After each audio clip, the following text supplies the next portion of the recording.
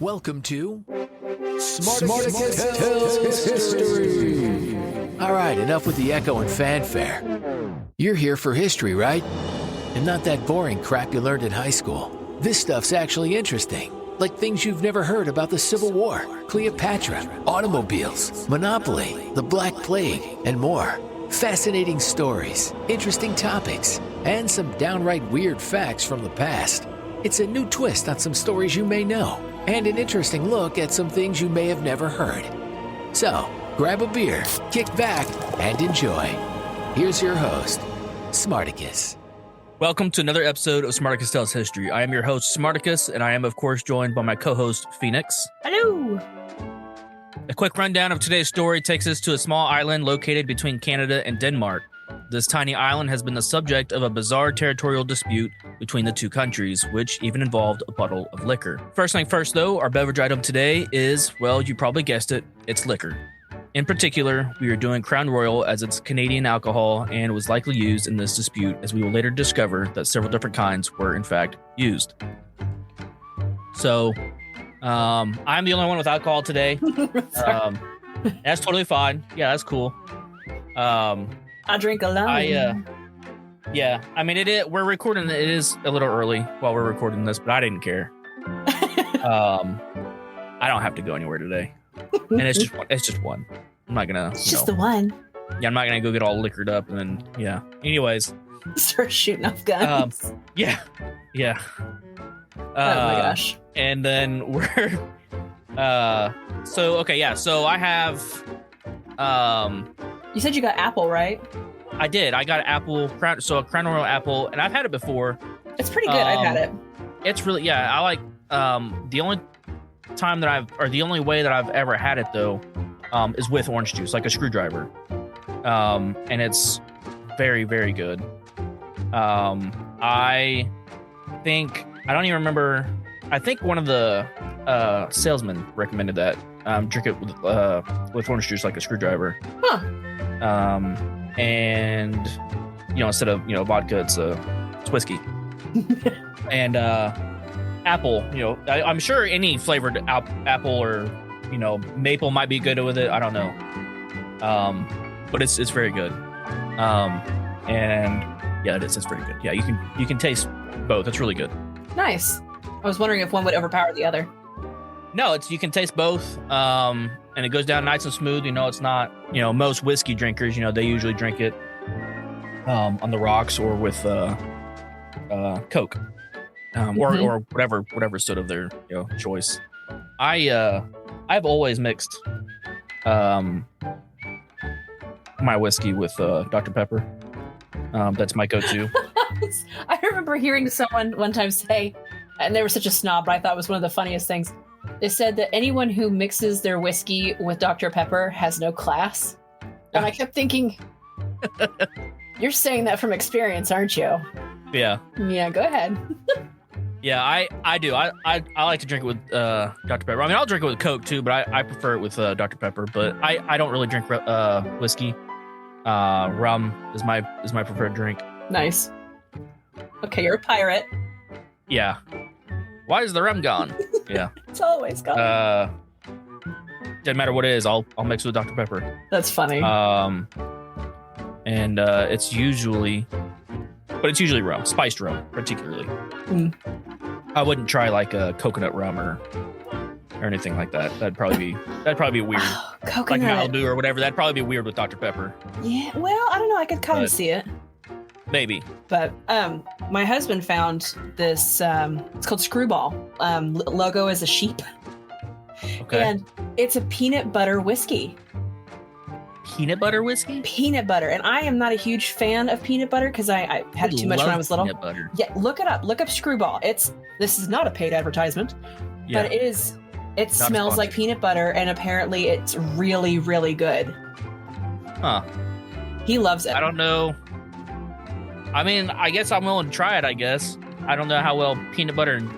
Would you say it was whiskey or rum? No, whiskey. It's whiskey. Yeah, whiskey, yeah. I don't know how well... Man, I don't know. I do love peanut butter. I do have a habit of going to the pantry and just eaten spoonfuls of peanut butter. I like it. You would like it. Yeah. To me, it would scream nostalgia to drink, to have, oh my gosh. It screams nostalgia to me to have a Dr. Pepper with a peanut butter and jelly sandwich. So I could see it being really good. It's just one of those things, I guess, I'll have to try it. Yeah. I can't drink Screwball because it's made with gluten. It's some kind of barley or something like that, but it has gluten. Yeah, so that's the other thing. Crown Royal, supposedly gluten free. Yeah, gluten free. That's awesome. Yeah, that's what it said on their website, anyways. So it's either gluten free or like very, very, very minimal amount of gluten. So I believe it said it was gluten free though. I'm looking it up right now. Are you? Yeah, it is. It says officially on their website it is gluten free. Yeah, I thought it said there. Yeah, that's awesome. Yep. So, and to my understanding, that recipe, as far as the original recipe, it hasn't changed since the old days. So this is directly from the Crown Royal website. In 1939, King George VI and Queen Elizabeth both made history when they became the first reigning monarchs to visit Canada, arriving by boat and traveling the vast North American distance by train. This is the origin of how Crown Royal came about. It's its origin story. It has its own origin story. That's really cool. Upon hearing the historic news, a Canadian spirits entrepreneur set out to craft a whiskey suited for the royal couple, an exceptionally generous gift fit for royalty. He meticulously trialed more than 600 blends before outfitting the final product in a cut glass decanter and regal purple bag with gold stitching. The whiskey he presented to the king and queen was an exquisitely smooth blend of roughly 50 whiskeys, which became known, fittingly, as Crown Royal. The train carrying the monarchs was stocked with 10 cases of the royal blend, and rumors of the unrivaled whiskey fit for a king quickly spread. Crown Royal was released in the United States in the 1960s and has since become the top-selling Canadian whiskey.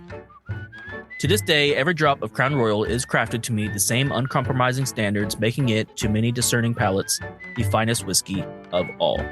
Now, I haven't had a whole lot of whiskey. That's not true.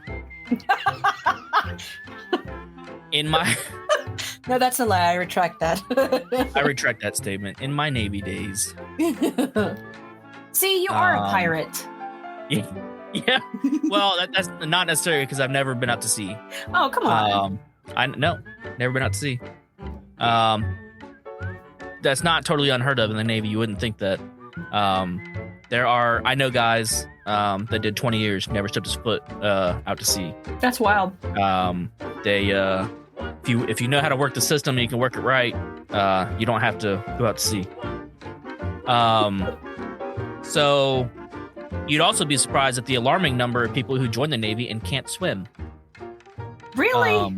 There's a lot of people. That is actually very disappointing. I'm sorry to anyone that's in the Navy and hears me saying this, but come on now. And they were one of those people. Yeah. In boot camp, they teach you how to swim. Bloody well hope so.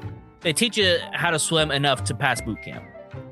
And that's no joke. So when you're in boot camp, you have to be able to tread water for 5 minutes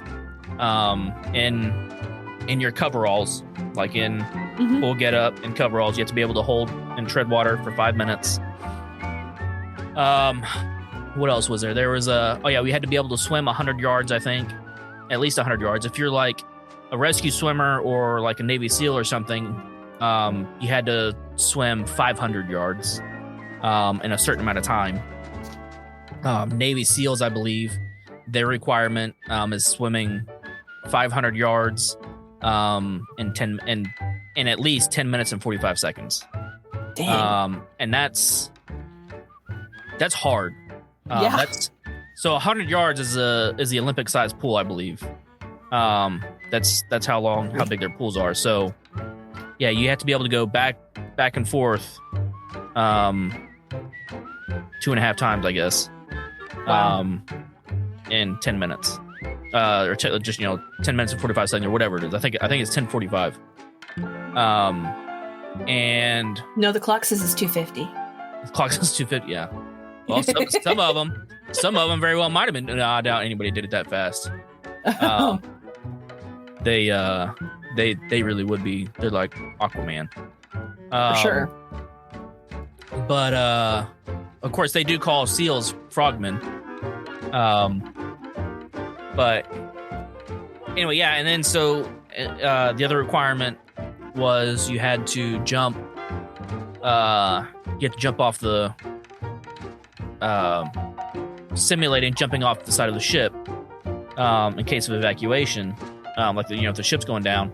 Like the big ships? Yeah, like carrier. The carriers? Yeah. Dang. So now when you're on there, they're much higher. From the bottom or from to the surface. But in boot camp, you simulate. It's pretty close, probably. Well, I don't know. Now to think about it, it's probably not. But you have to jump from 50 feet. You have to jump off the high, which is the highest diving board. You got pencil it the whole way down. Yeah, and it's not even a diving board; it's just a platform. It's a giant platform. It's 50 feet up, and you have to jump off of it and into the water. Some people because you're up there with an instructor at the top of the platform. Mm-hmm. Okay, and you're all in a line up there waiting to jump, and then you get up there and it's your turn, and the instructor goes, "All right, you're gonna jump on 3, right?" "Yep." "Okay, 1, 2," and he pushes you. Ass. Yep. So regardless, you're going. If you need help, I think he did it. I don't think I needed help because I've been swimming for like ever. Mm-hmm. I've always loved swimming. So I think I jumped off just fine, no problem. I mean, when you're up there that high, I mean, it is daunting. For sure. Because I've never jumped from that high before. And it is daunting. But I think you get one chance to do it on your own, and then second chance. He's gonna shove your butt off of it. I think they shove you off, and then they watch you because you have one instructor up there with you, and then you have like 2 or 3 of them. I think you have 2 in the water, waiting to help get you out in case something happens. And they have another one standing on the side to watch you go down, to see how you do, because you're supposed to.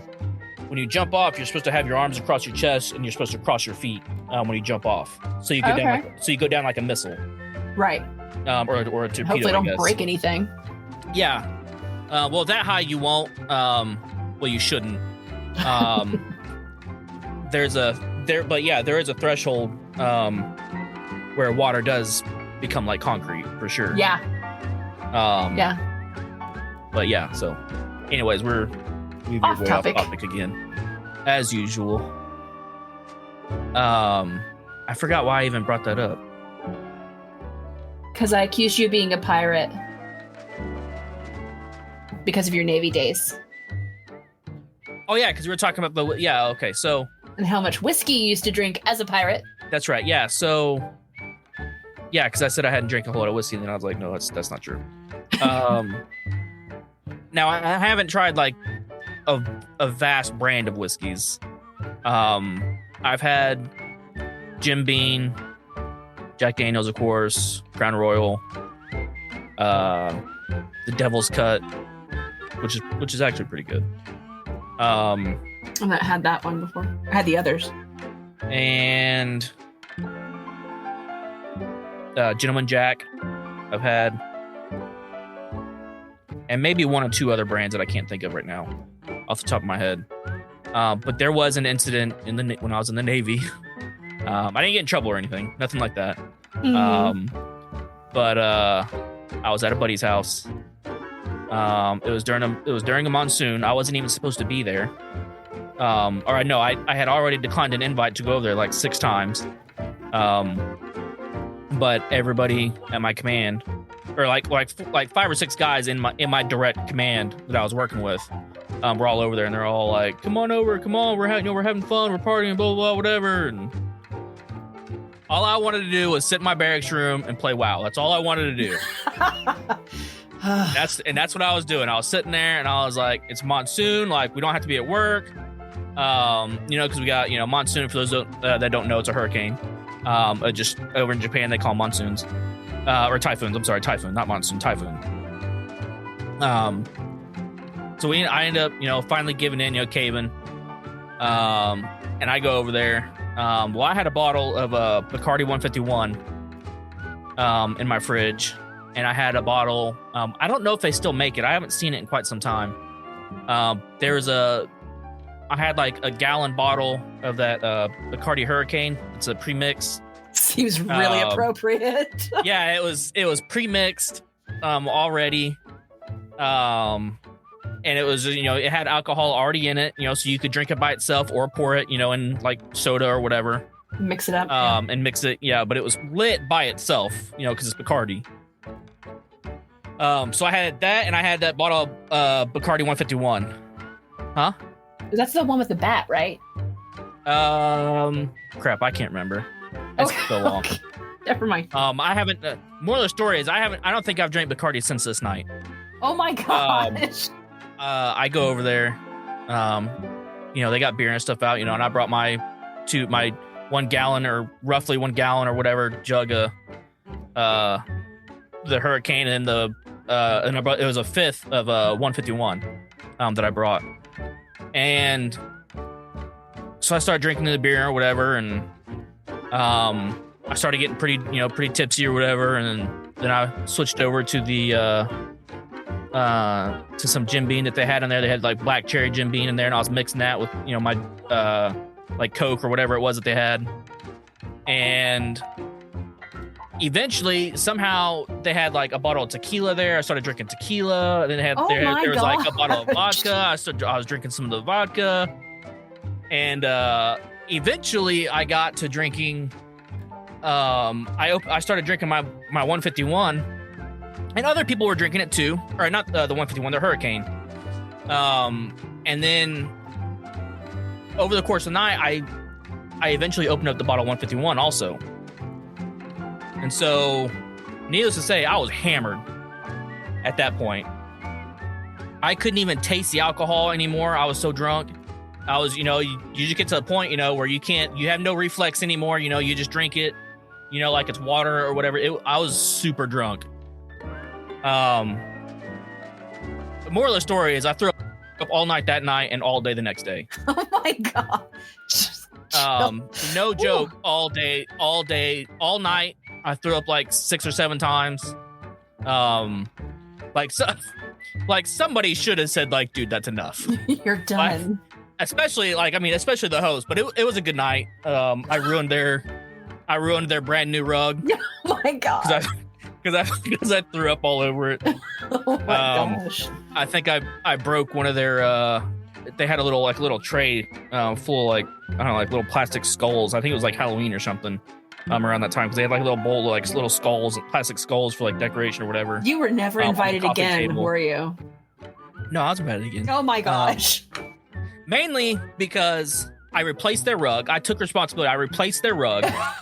That's nice. And the guy, I threw up all over myself a couple of times while I was sitting there. Gross. Yeah, it was gross. It was bad. That was hands down the worst night I've ever had drinking. And the funny, like I said, I didn't even want to be there to begin with. I just wanted to play my I went there because, a lot of guys, that I worked with, they were like, "Oh, come over," and anyways, the moral of the story, kids, is peer pressure. Just say no and turn your phone off and go play WoW. Yeah. Yeah, turn your phone off, go play WoW. That's right. That's what I should have done, yeah.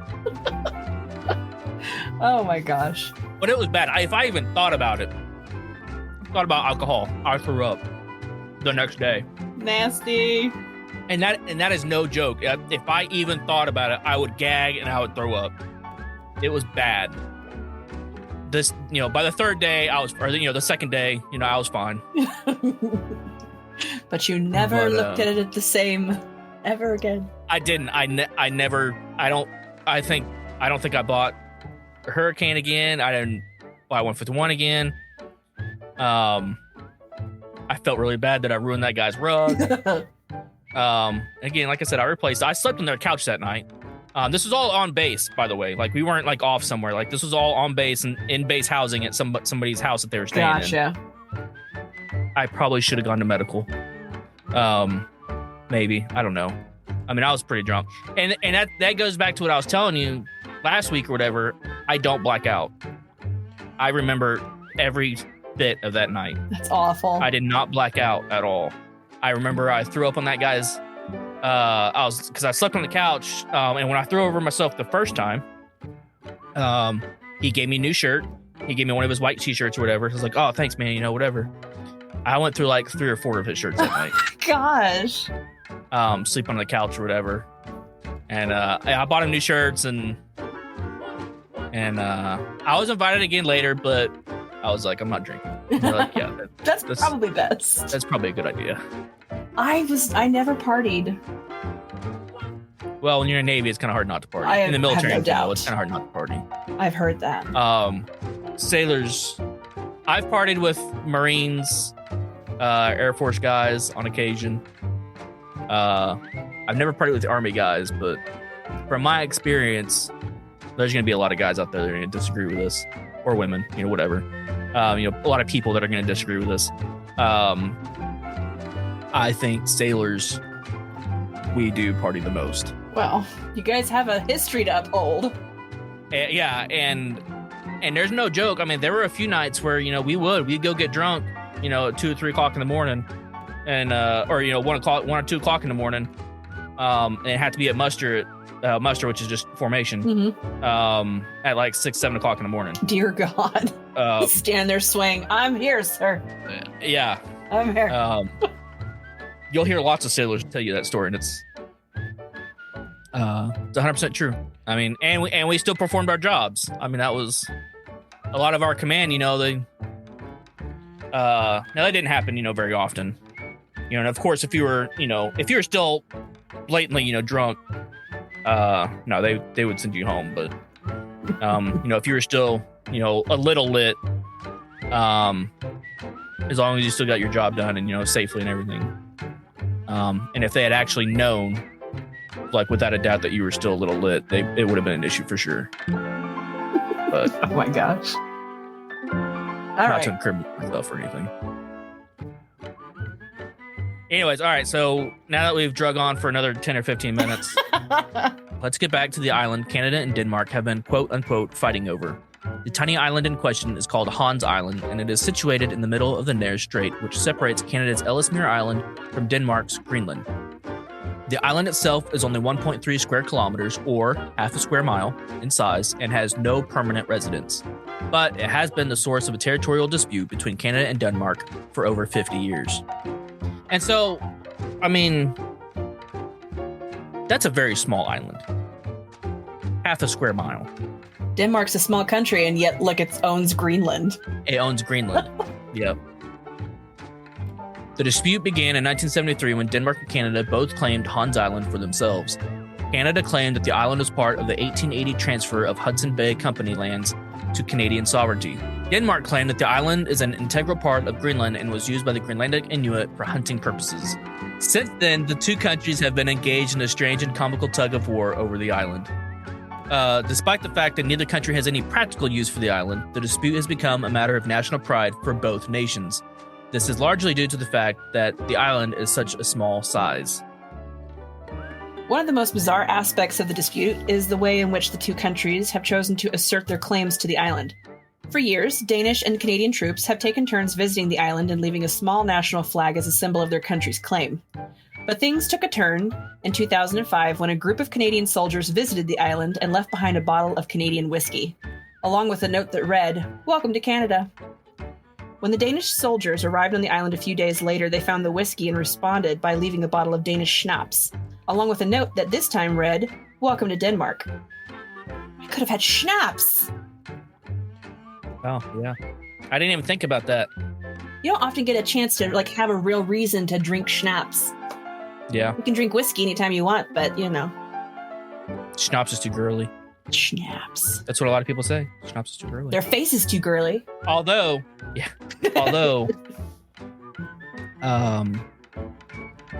spiced apple cider vinegar Mm-hmm. or spiced not vinegar, just a spiced apple cider. Okay, yeah. And butterscotch schnapps, like when it's hot. Sorry. Oh my god, she's being attacked. Her headset's gone rogue. I got tangled up in my headset wire and it wouldn't leave me alone. It was like a strangler. It's like a spider web on my face and my arms. It's horrible. Sorry. Okay. Butterscotch. Yeah, I think I want to say it's Alpine. Okay. Alpine spiced apple cider and butterscotch schnapps. Nice. That sounds really good. You do like a shot and a half butterscotch schnapps, and then you mix just hot water. You gotta drink it hot. That's the thing. So it's a good winter drink. It sounds like a hot toddy then. Kind of, yeah. Yeah. And it's good for the throat. It's really good. I bet. When I was doing cocktails in crock pots with my friend Lynette, one of ours for Christmas was what was it? It was a warm candy cane. I think was what it was. Oh. And it had mint schnapps. You melted, I guess, or no, it was mint schnapps. Oh, it was just a drink. It was an actual candy cane. It was okay. Yeah, and it was called a warm candy cane, I think. Duh, Chris. It was an actual candy cane. Well, we did put candy canes as garnish on top of it, but yeah, it was good. I like schnapps. I like mint. I'm down for it. So you said mint. That reminds me. Another story when I was in Japan. Oh, good Lord. What'd you throw up this time? I didn't throw up. Okay. Yeah, but that one night that I was describing earlier, that is the kind of night that you get up and you like, I'm never drinking again, and then like 2 weeks later you're back to drinking again. Never. That's kind of what happened. Just not nearly in that extent. After that night, I have never. That's not true. I've gotten drunk maybe 4 times since that night. Wow. And this was back 2010. So in the past 13 or so years, I've only gotten like hammered maybe 4 or 5 times, maybe. And my brother, 2 of those times were at my brother's Halloween party. Don't go to that anymore. No, I do. I slept on his couch that night. And fun fact, it was Devil's Cut. That didn't even end up getting drank. Ended up in the fire because it was cold and the fire was going out, and I needed a way to keep the fire going. And men love to set things on fire and watch it go. Well, we were out of logs. I couldn't find any logs or any tree branch or anything. So I was like, I know what. And it was me and my nephew's girlfriend. We were the only ones still awake, and we were drinking. And we were having still a good old time. Everybody else had left. My brother, everybody else was asleep on the couch, whatever. And we were just still up, just partying around. And we ended up. Well, I did most of it. I shouldn't include her in it. I did most of it. I poured the Devil's Cut into the fire and a little bit of something else. I think it was like leftover vodka or something. Because the fire was going out, and we were both drunk, and we didn't want to stop partying. But eventually we did. Eventually. But so when I went to sleep, I woke up. I think it was like 3:00 by the time I finally went to bed. And maybe an hour later, half hour later, I don't know. Because when you're drunk, you don't know how long time's going by. Right. I threw up again, or I threw up. But I knew it was coming, and luckily the room that I slept in a spare bedroom, and luckily that spare bedroom has a door right to the kitchen, to the sink. But it also has a door, in the kitchen right next. It's like maybe in like a 6 square foot area. There's a door to the kitchen, and then from the kitchen, a door to outside. So to the back patio. So you just went do do do, and So I went to the back patio. Yeah, so I went to the back patio. I opened up the door and I was like, I'll just throw it in the grass. Well, I didn't make it in the grass. It landed on the patio. And it went all over the patio. And I think I threw up maybe 2 or 3 times right there on that patio. And then I think that was it. But I remember my brother getting up the next morning and he told me about it. Because I think I left. I don't think I even cleaned it up. He cleaned it up. But he's like, I had to get like 5 buckets, 5 like 2 or 3 gallon buckets of, maybe it was 5 gallon buckets. It was probably 5 gallon buckets of hot water from the sink to pour it on there. He's like, I had to get like 4 or 5 of them to get it all off and to get it all off the patio and everything. Gross. Yeah. Mess. That happened twice. Oh my gosh. But I think it was only that bad where I threw up. I think that was just the one time at his house. And then the second time when I threw up, I think it was over there. I think it was another Halloween party because it's usually the only party we have over there, where I will go ahead and drink. I think that was it. And I don't think it was. I think I made it into the bathroom or something, or I don't think I threw up that much though. I think I might have thrown up and like before it came out, like I was able to like swallow it again or whatever. Shut up! Which So nasty. Yeah. I know. Like a baby it's like bird. A dog. He throws up and then eats it. Yes. Anyways. The strange but fun exchange of liquor has become something of a tradition, with each country trying to outdo the other with more expensive or exotic beverages. In 2009, the Canadians left a bottle of Canadian Club whiskey, while the Danes responded with a bottle of schnapps made from Greenlandic berries. So, why are Canada and Denmark fighting over this tiny island with such fervor? One reason is the potential oil and gas reserves that may lie beneath the island. Both countries are eager to stake a claim to any potential resources, although so far no significant resources have been found. And I believe that when I did research earlier, they stated that there was no resources that they could find. So they're fighting over this island essentially for nothing. Just for fun. Yeah, I mean they both have some claim to it, like like I said earlier, right? But it's a half mile island. What are you really gonna do with it? Who knows? It's not big enough to put like a base or anything. Yeah, you could put a couple houses on there but then what? They're gonna have to travel 200-300 miles to the nearest supermarket, right? Like, hope you don't mind. Everything would be like ridiculously expensive. Yeah.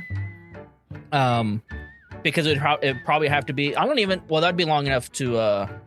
Well, actually, no. I don't even know if that would be long enough to have a runway. Probably not. I don't. For the amount of supplies that they would need, it would have to be a small runway for a small cargo plane. Just parachute it in, just drop it.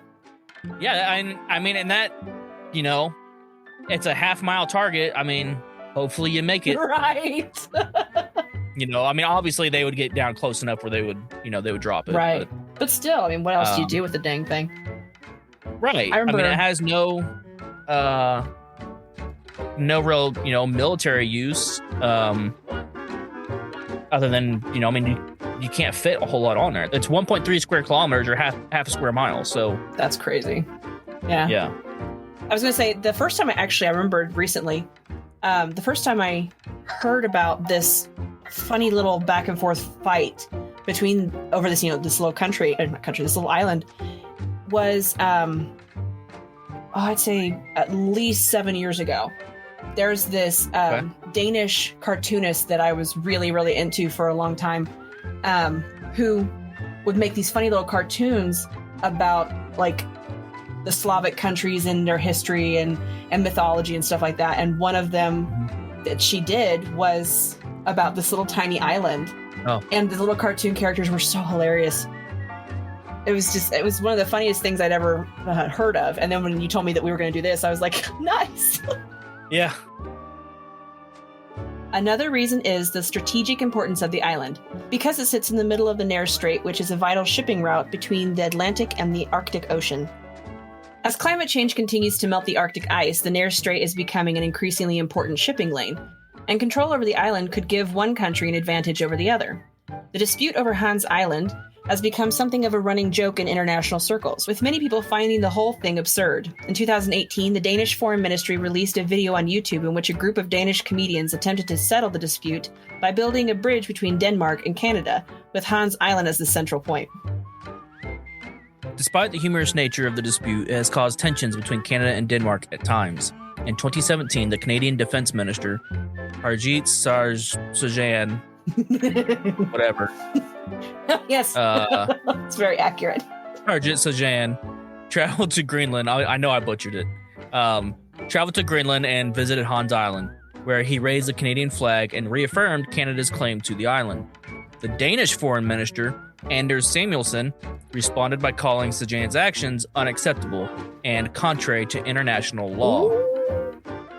Ooh, you in trouble. Just shots fired. Oh my. So, what is the current status of the dispute? Well, in 2018, Canada and Denmark announced that they would be working together to resolve the issue. And I believe that they actually mentioned something in 2005 that they were going to work towards it. Yeah, they said that several times, didn't they? Which kind of sounds like a crock. Yeah. But the two countries agreed to establish a task force to study the issue and recommend a solution. Again. In the meantime, the tradition of leaving a bottle of liquor on the island continued. In 2019, the Danish soldiers left a bottle of schnapps made from musk oxen and caribou. Ew. Yeah, gross, right? I mean, it might be good. Maybe. It's just not something you would think of. While the Canadians responded with a bottle of Yukon Jack whiskey. On July 14th of 2022, the two countries finally made peace with a final exchange of Canadian maple whiskey and a bottle of Danish bitter Gammel Dansk. Per the agreement, Hans Island will be divided along a natural ridge, with roughly 60% of the area being allocated to Denmark and the remainder to Canada. Well, because seems a little unfair. Right, well, Canada's got all that space. Denmark's this big. Let him have a little. The agreement also led to a delimitation of the remaining maritime border in the Lincoln and Labrador Seas, leading to the establishment of what Canada and Denmark call the world's longest maritime border. The parties hailed the agreement as a victory for the rules-based international order. While the dispute over Hans Island may seem trivial, it highlights the complex nature of international territorial disputes. Even small islands and areas of land can have significant strategic value, and the issue of who has sovereignty over them can become a matter of national pride and political importance. Well, that's going to have to wrap it up with this week's episode. We hope you enjoyed learning about this strange dispute over Hans Island. Join us next time for another fascinating story from around the globe. Thanks for listening to Smarticus Tells History. If you enjoyed this episode, don't forget to rate and review and make sure to subscribe. And be sure to follow the show at facebook.com/Smarticus Tells History. Or just click the link in the show description. Thanks again for listening. See you next time.